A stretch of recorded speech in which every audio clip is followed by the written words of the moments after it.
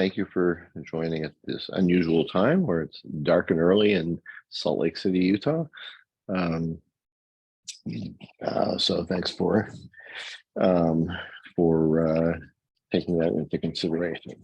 Now we are at the bottom of, we're actually on 56 today, but we'll back up a little bit to 55B. There we go. Now I see your picture.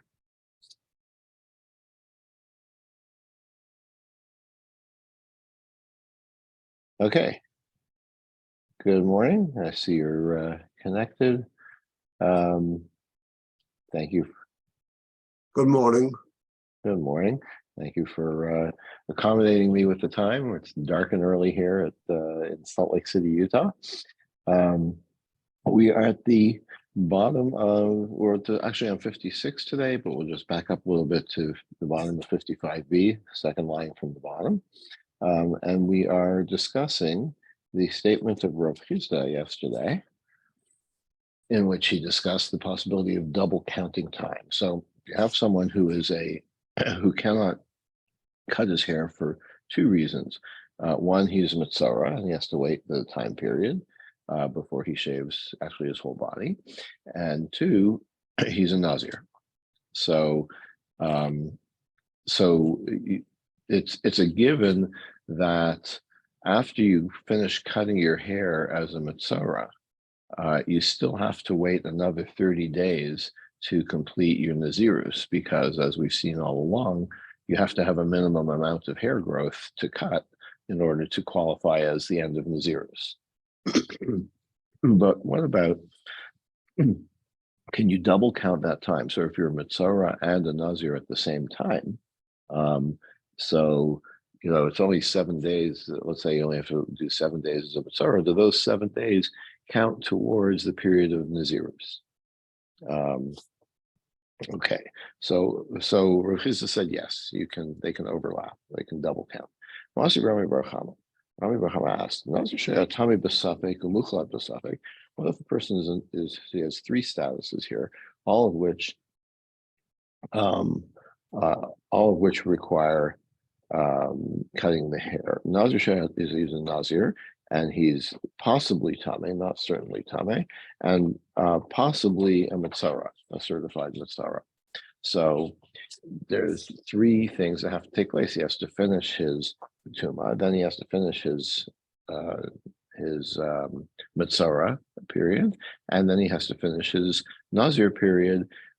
Because these are all things that are in Suffolk, you don't know if when you cut your hair, you know, was that because you were a Mitzvah? Maybe you weren't a Mitzvah, right? In that case, it would be as a Nazir, but maybe you were a Mitzvah, so then you have to wait another 30 days and count and cut again in case the first one was for being Mitzvah or being Tameh. Okay. I'm sorry. What's Mitzvah? Oh, I'm sorry. A Mitzvah is a person with a skin affliction that is commonly translated as leprosy, although it is probably not. And a person who is a Mitzvah or has tsaras, that's the noun of the affliction. There's a whole procedure where he's quarantined for a week, and then he is seen by a Kohen to confirm that what he has is actually tsaras. And if it is confirmed, then he, I believe, I forget exactly the details, but there's another week that he has to wait. He shaves off all his hair. He brings a carbine and goes to the mikveh, etc., to kind of get rid of this stigma of this skin affliction. Yeah, I'm actually seeing it. I'm looking at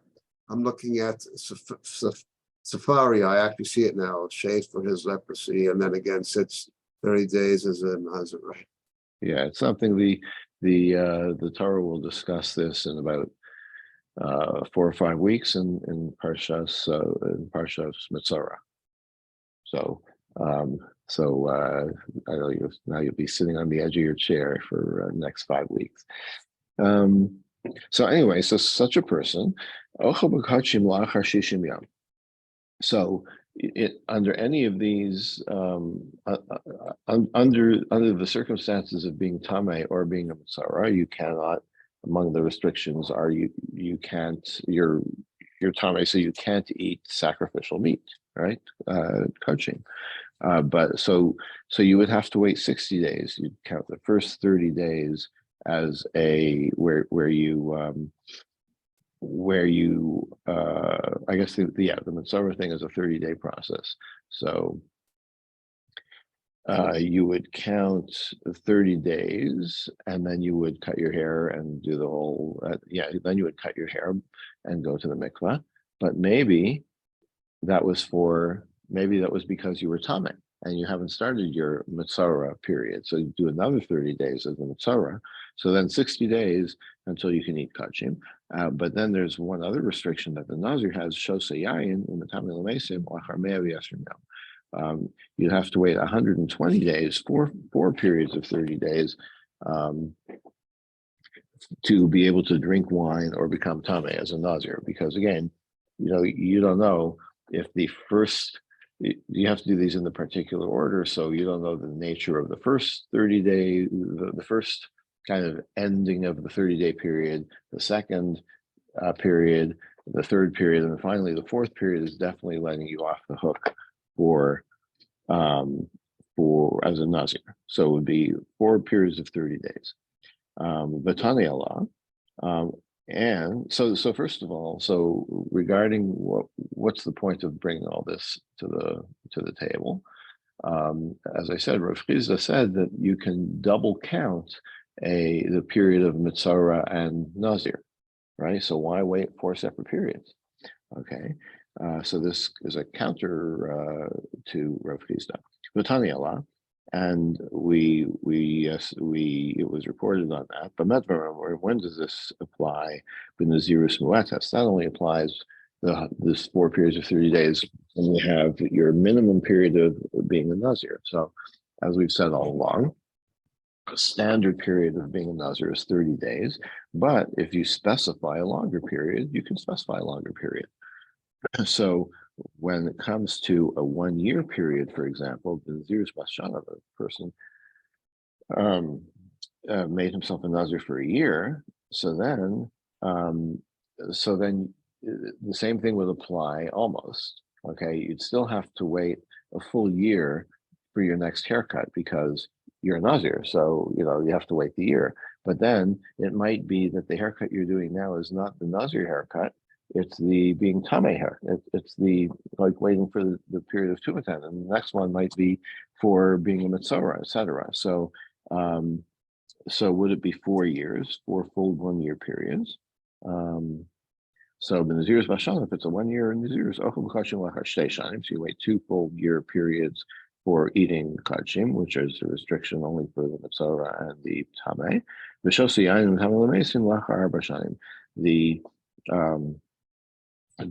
restrictions of Nazirus, of drinking wine and becoming Tame, you have to wait 2 more periods. 1, because you might be doing the Mitzvah thing again, and 2, for the actual Nazirus period, because you cut your hair, and you have to do the whole year of Nazirus from scratch.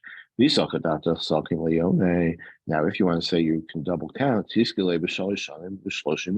what's the purpose of the 4th year? Just to let your hair grow enough, right? You cut your hair as a Mitzvah, you have to now cut your hair as a Nazir, but like you've already spent a period of a year not cutting your hair because you were a Mitzvah, okay? So why would you, the only reason you need to wait a further period to cut your hair as a Nazir whose term expired is to let your hair grow enough, right? Because as we said all along, a Nazir, whatever the circumstances that interrupted or his Nazirus, is you have to have at least 30 days growth of hair. So after 30 days, you've fulfilled both conditions. You've already gone a year without a haircut as a Mitzvah, okay? And now all you have to do is go 30 days without a haircut to grow enough hair to have your haircut qualify as the end of Nazirus, right? Why wait a full 4th year if you can double count? So that's a good proof against Rav Chizda. The Od Masir Rav Ashi brings a further proof. Now here comes a long brisa. And then take us to until the next Amud. And the Brisa is discussing, just a second.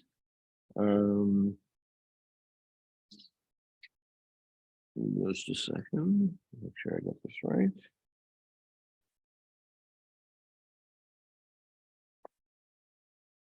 Okay, Ravashi asks, the Brisa says, from what the Torah says, it's the days that the Nazir is Tameh that you can't count as Nazirs, because the Torah says that Nazir has to remain non-Tameh, has to remain Tahor for the period of his Nazirs. You may chaluto minayin, but how do you know that you don't count the days that he's a Mitzvah? B'dinhu, from a Kal V'chomer. You may, logical deduction, you may tumor megaleach who may be karba. For the days that you're Tameh, when that period is finished, you cut your hair and you bring a carbon. The same applies to somebody who comes out of saras. You have to cut your hair, and again, it's shave your whole body really, but we're just interested in the hair on your head. Umevi carbon, and you bring a carbon. Just as we know from the Torah that you don't count the days that you were tamei towards your nazirus, because one of the essences of nazirus is not to be tamei. So same thing. We can by analogy say that and that's why we won't count. Similarly, the days that you're a mitzvah, we don't count that towards your nazir period. The Gemara says not necessarily low, not so. Imamar to be made to masa shekain bevatel behen esachodim. The rules are not exactly the same, because a person who's tameh, you have to start all over again, right? If you become tameh, halfway through in the Nazirus, you've got to start the whole thing again after you become tahor. There's no such rule about a mitzvah.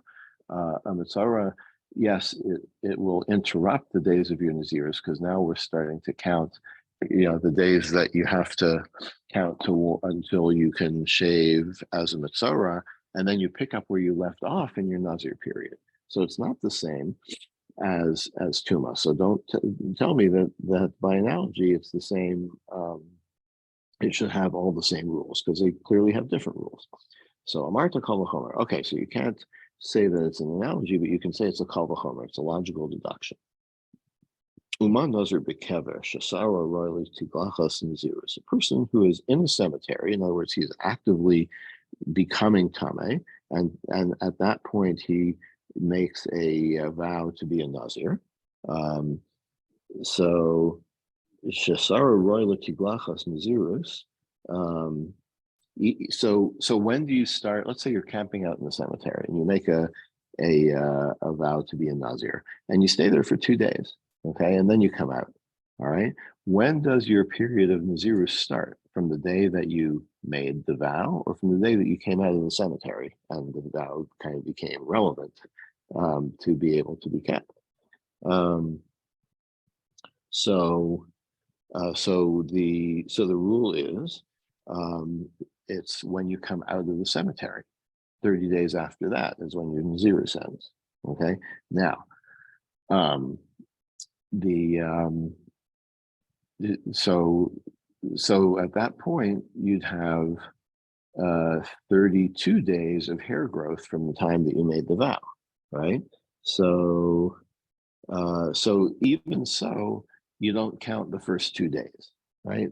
You've got you don't finish your Nazirus on the day on the day that you have 30 days of hair growth.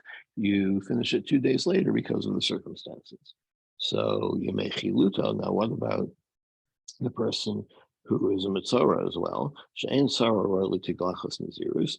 That after a week of being a mitzvah, when you can cut your when you do the you do the ending ritual of being a mitzvah involves cutting your hair, but that's not a 30-day growth, right? It's only maybe a 7-day growth. Well, kol sheken, so certainly those days shouldn't be counted. Mainly only you make chiluta. Now that only applies to the days that you've become a confirmed mitzvah. Remember, I mentioned that part of the process is when a person discovers this mark on his skin, the Kohen comes and sees it and quarantines him for a week and comes back a week later to see if it's still there, and then he becomes a certified mitzvah. So you may see from me, and what about the days before that, like the quarantine days? So again, we have a kal v'chomer, a logical inquiry.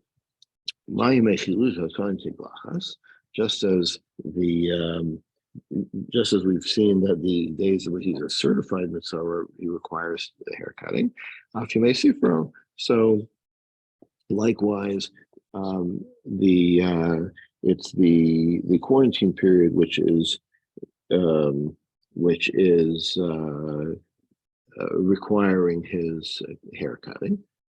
So Yachal Yemei Heskero. Sorry, not that. No, Sifro. I'm sorry. 1 second. Yemei Sifro is the days after he's confirmed. So he counts 7 days until he can do the ending ritual. But Yachal Yemei Heskero. Okay, what about the quarantine, the initial quarantine that I mentioned before? Hadin Nosen. Again, kal v'chomer. It's a logical assumption, a logical conclusion. The person who is a certified mitzvah, how does he make another person tameh? By if you sit on the same bench that he's sitting on, or the same bed that he's lying on, then you become tameh as well. You may has gero mishkav moshe. Same rule applies to the unconfirmed mitzvah. So the same should apply when he's a certain mitzvah, those don't count towards the nazirus. And same applies to the quarantine days. But wait, maybe you'll reject that logical inference. Not the same rules, because when he's a definite mitzvah, a certified mitzvah, then he he has to cut his hair and bring a korban afterwards. Maybe that's why those days don't count towards the nazirus period. Tomar b'mei hasgero. But what about the quarantine period? Not the same. When you finish your confinement, you just go right into the next phase. There's no ritual that takes you to the next phase. There's no haircutting at that point, and there's no korban at that point. Let me know. So that indicates that they're not so much their own thing. Maybe they could still double count towards towards your days of nazirus. So they concluded, you may see for you may tomorrow, and only one of them even. So the days of the quarantine and the days that he's a confirmed saras, the days that he counts and the day that he's a confirmed mitzvah, that doesn't count towards the zeros, but you may but, and here we're introducing a third thing, just by the way, a person who's a zav, which means he's got a flow that from his genitals that renders him or her tameh. So it's a separate category. I'm not sure why this price brings it up here, but the hezgero shel mitzvah, but also the quarantine period of the mitzvah, they do count towards the period of nazirus. Okay, that's the end of that long brisa, and now we're going to bring forward the salient point to our discussion of Rav Chisda. So Katani Mias, the point that I'm bringing from the brisa,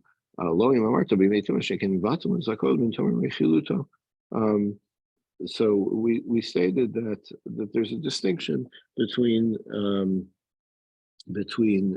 Tuma and the confirmed mitzvah, that Tuma cancels your nazirus just to start the period of nazirus all over again, but not so with the saras, not so with the saras. So b'mai. What are we talking about? If you're talking about a short, a minimum standard 30-day Nazir period, like, it's not relevant. It doesn't make any practical difference, because regardless Since you've interrupted the counting of the Nazir days before and there's less than 30 days left, so you'd have to wait 30 days anyway. Like even if you were double counting, you'd still have to wait for 30-day hair growth, right? Because even if your Nazir's period is over, because of the circumstances, you only have 20 days of hair growth, you'd still have to wait another 10 days. So you still have to wait 30 full days after the completion of the haircutting of Mitzorah. So there's no there's no practical distinction. So what must we be talking about? Well, Allah and Nazir must be talking about a longer period of Nazirus where double counting the days that you were also a Mitzorah would actually shorten your Nazirus period. Like you wouldn't have to do another full year. You'd have to do whatever, the 9 months following the Mitzorah incident. And then you could stop right away because you'd already have more than 30 days hair growth. The Katani Shane alone in Minyan, and yet we said that we don't double count in this brisa. So that is a good, actually the second good refutation of Rav Chisda's statement about double counting. Okay, all right, that was a little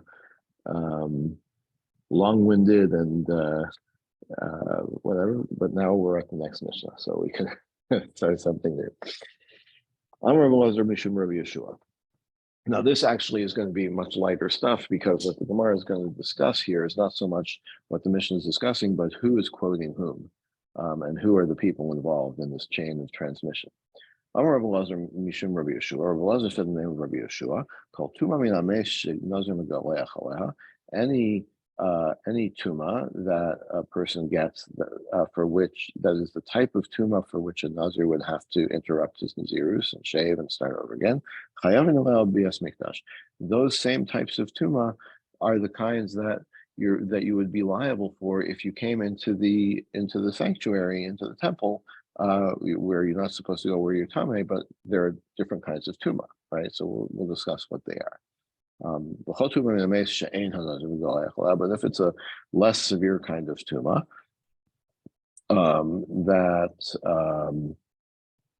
a less severe kind of tuma that you acquire from a dead body, and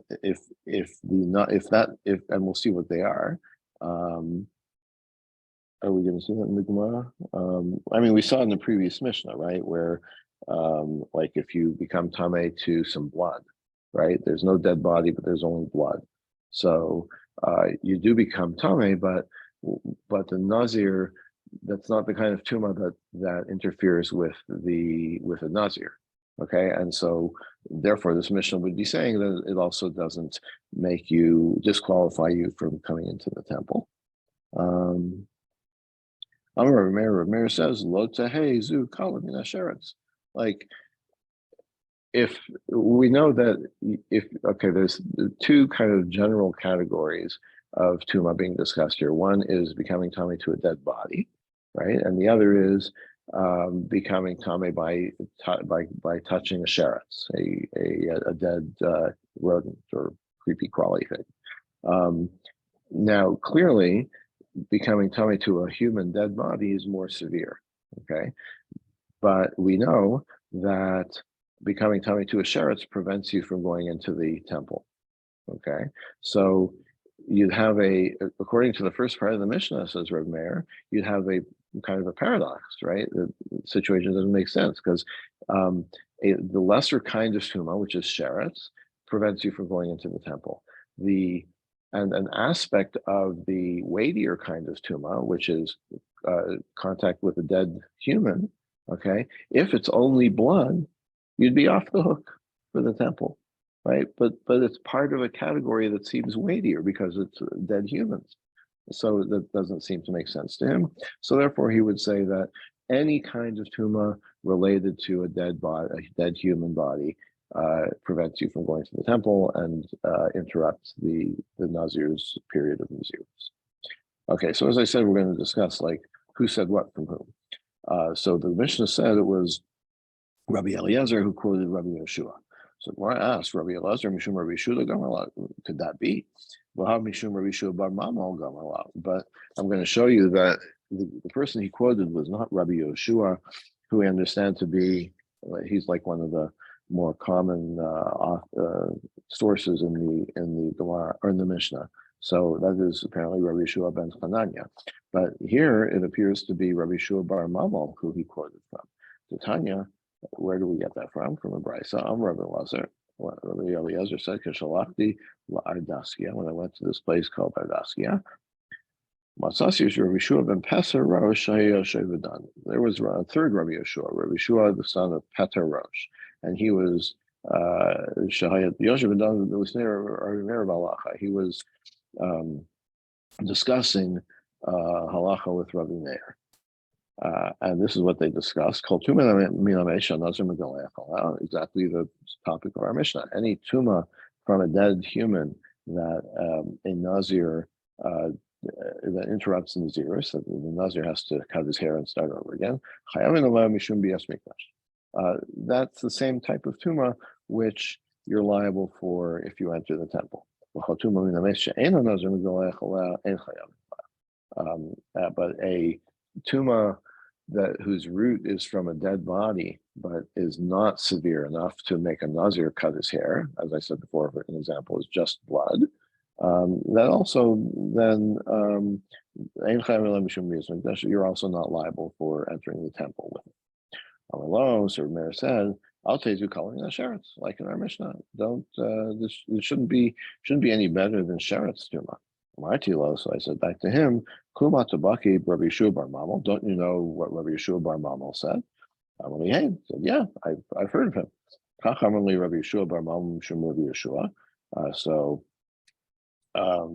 Rabbi Elazar said back to him, this is what I learned from Rabbi Yehoshua Bar Mamal, who learned from Rabbi Yehoshua. That's Rabbi Yehoshua ben Chananya Bar Mishnah. Chaltuma min Amesha Nazir Megaleach. Exactly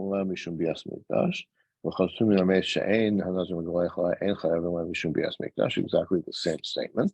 So from this we see, who did Rabbi Eliezer hear it from directly? Rabbi Yehoshua Bar Mamal. Now, indeed, the ultimate source was Rabbi Yehoshua ben Chananya, the same Rabbi Yehoshua as in our Mishnah. But here he's saying that Rabbi Eliezer heard it from was this different Rabbi Yehoshua Bar Mamal. So my answer is having Mishum Rabbi Yehoshua Bar Mamal Damirla. Okay, so he learned it from Rabbi Yehoshua Bar Mamal, not directly from Yehoshua ben Chananya. Amru, so fine. Like the Gemara says, like so what? No big deal, right? So Amru, so from this they drew the following conclusion. Shmamina, this shows Kol Shmatza Demis Amru B'Veis Lasa. If you have a statement which came, like you can attribute it to a chain of three teachers, right? Your teacher, your teacher's teacher, your teacher's teacher's teacher. So when you quote it, that gets a little bit cumbersome to quote the whole chain of transmission. So So what you should do is you quote the one that you heard it from immediately and the ultimate source. Okay, skip the middle transmitter. Skip the middle one. So that's why in both in our in this brisa that we had above, he quotes Rabbi Yehoshua Bar Mamal. Rabbi Yehoshua Bar Mamal heard it from Rabbi who's the other one? From Rabbi Yehoshua ben Peser, right? Because that was how it was transmitted in this story. And all the ultimate source was Rabbi Yehoshua ben Chananya. But in this brisa, he only quotes the first one and the last one. Amar Rav Nachman Bar Yitzchak. Rav Nachman Bar Yitzchak says, another example. We have the similar statement as follows. Amar Nachum Halavlar. Nachum the scribe said, this is what I have as a tradition from Rabbi Miyasha, who learned it from from Abba, from father. Now it's unclear who that is. It sounds like an honorific title. He's not saying my father or his father, but like our father, you might say. Shekibo min hazugos, shekibo min avim halachol Moshe misinai, and he received the tradition from the Zugos, which is, if you've ever studied Pirkei Avos, so there's a sequence of, Moshe got the Torah from God and he passed it on to Yoshua, and Yoshua to the elders, and then there's a whole chain of transmission, and part of it is this series of pairs of leaders, and those are called the Zugos. So the Shekim and Nevi'im, Halachah Moshe Sinai, and they received that from the prophets as something that was given to Moshe at Sinai. Bezorea Shabbos v'Chardal b'Shnayim v'Shloshim Mekomos. And what is this about? What is the law that he's discussing? A person who plants dill or mustard in 2 or 3 places, that there's the rule of leaving the corner of your field unharvested and leaving it for the poor. So if you plant dill or mustard in 2 or 3 places, each one is, you can't say one paya, one corner of the field for all of them. It's each one gets its own corner that's left for the poor. Now, in this chain of transmission for this rule has nothing to do with us, with our discussion, but what's interesting to us is the chain of transmission. Who did he quote? He quoted, who he heard it from, and his teacher, and the Zugos, right? And then he skips to Moshe, Halachah Moshe Sinai. But remember, I said that the whole chain of transmission is from Moshe to Yehoshua, and Yehoshua to Kalev, and Kalev to his kingdom, etc. So we skipped some. We skipped Yehoshua and Kalev. So Shema Mina. So it shows you when you're demonstrating the chain of tradition, or the chain on which you learned something, you don't have to mention everybody in the middle of the chain, just the beginning and the end. Now, it's actually not, it's a little unclear to me, because he didn't just quote the first and the ultimate. He quoted the first and the second and the third, and then skipped a bunch, and then got to the ultimate source. So I guess the general idea is that you don't have to quote the whole chain of transmission, as long as you say the ultimate source and the source that you heard it directly from. And we'll pick up with this Mishnah tomorrow morning, same time, 8:15. Have a good day. Have a good day. Thank you.